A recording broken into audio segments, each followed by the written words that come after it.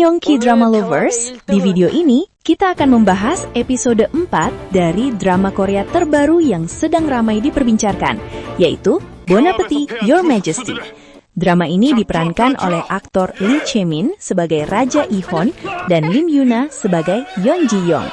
Pastikan kalian sudah menonton episode sebelumnya ya, agar tidak ada cerita yang terlewat.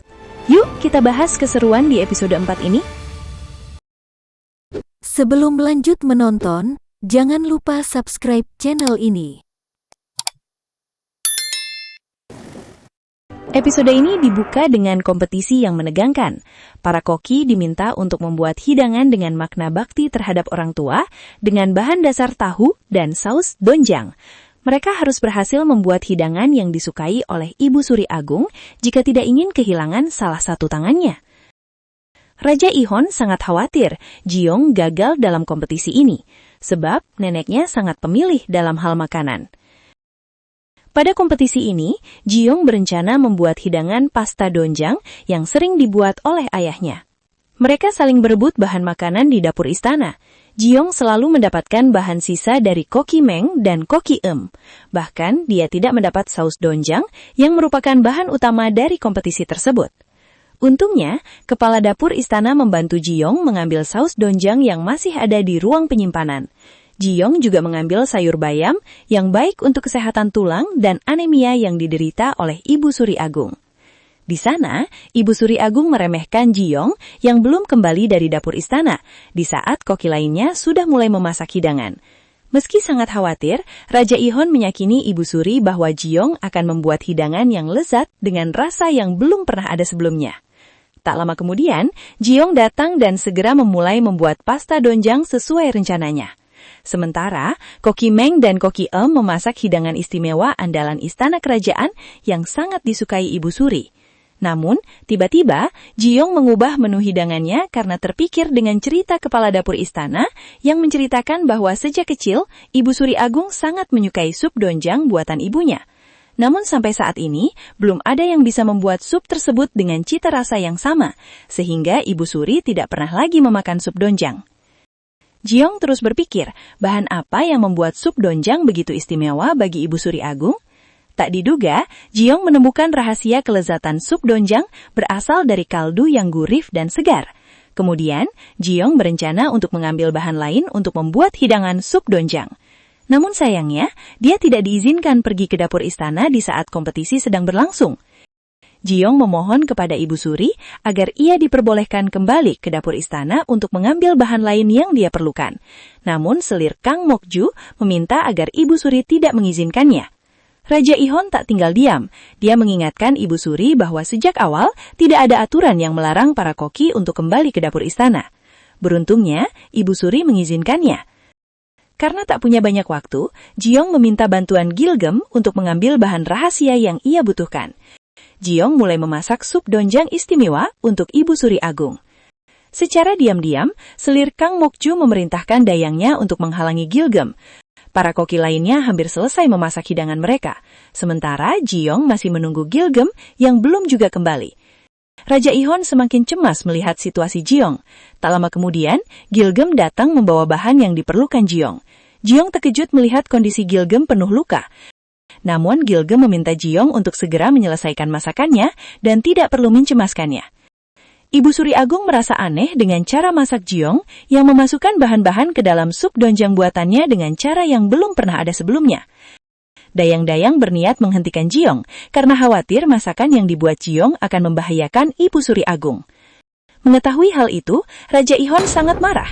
Dia merasa kompetisi ini dibuat hanya untuk menyingkirkan Ji-young. Kemudian, Raja Ihon memberi perintah bahwa kompetisi ini akan terus berlangsung dan tidak ada yang boleh menghentikannya hingga waktu yang telah ditentukan. Raja Ihon sangat berharap Ji-young bisa menyelesaikan masakannya dan membuat Ibu Suri terkesan dengan hidangannya. Waktu memasak telah berakhir, waktunya untuk penilaian Ibu Suri terhadap hidangan yang dibuat para koki istana. Ibu Suri menyukai hidangan Koki Meng yang membuat mandu dan Koki Eum membuat hidangan Yeon Potang. Seperti biasa, mereka berhasil memasak hidangan andalan istana yang lezat. Semua memuji masakan Koki Meng dan Koki Eum. Tiba saatnya penilaian hidangan yang dibuat Ji-young. Jiong menjelaskan bahwa dia membuat sup doenjang istimewa untuk Ibu Suri Agung. Saat mencicipi sup tersebut, Ibu Suri terkejut dengan rasa sup yang dibuat Jiong sangat mirip dengan masakan ibunya. Ia menyebut masakan sup doenjang buatan Jiong yang paling lezat dari hidangan para koki lainnya. Rupanya, Jiong memasukkan kerang untuk menghasilkan kaldu gurih dan segar yang selama ini dirindukan oleh Ibu Suri Agung. Mendengar penilaian Ibu Suri Agung, Raja Ihon merasa lega karena Jiong berhasil membuat Ibu Suri terkesan dengan masakannya. Selir Kang Mokju semakin kesal karena usahanya menyingkirkan Jiong kembali gagal. Ibu Suri Agung mengumumkan pemenang dari kompetisi ini adalah Yeon Ji-yong.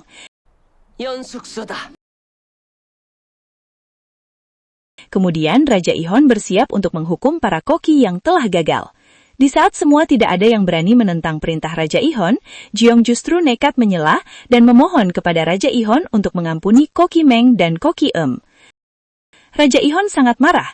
Jiong telah menghalangi kesepakatan yang sudah dibuat sejak awal. Namun Jiong berusaha menjelaskan bahwa mereka telah mengabdi di istana kerajaan dengan membuat hidangan dengan tulus. Ibu Suri Agung juga mengakui kesalahannya kepada Raja Ihon karena telah meragukan keputusannya. Karena itu, Ibu Suri memohon agar para koki bisa dibebaskan dari hukuman.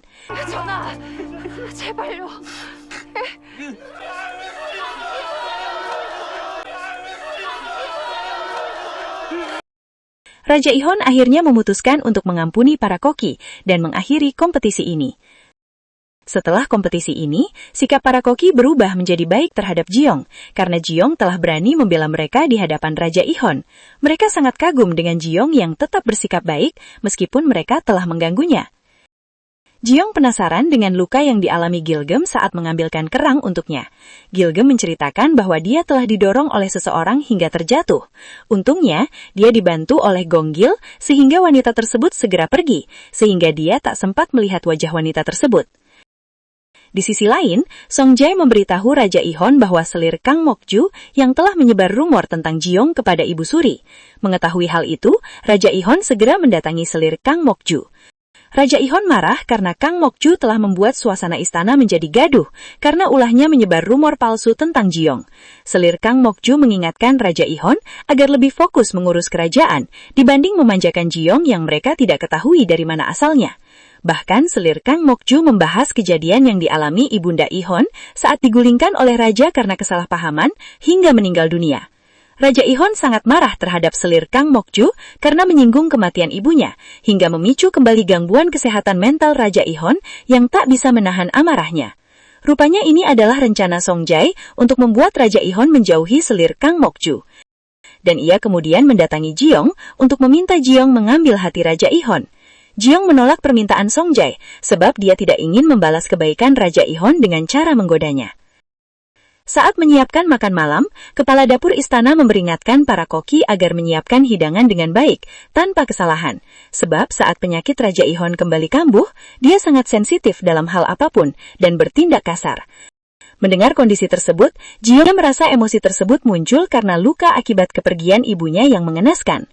Kemudian, Jiong mencoba membuat hidangan pasta doenjang untuk menghibur Raja Ihon.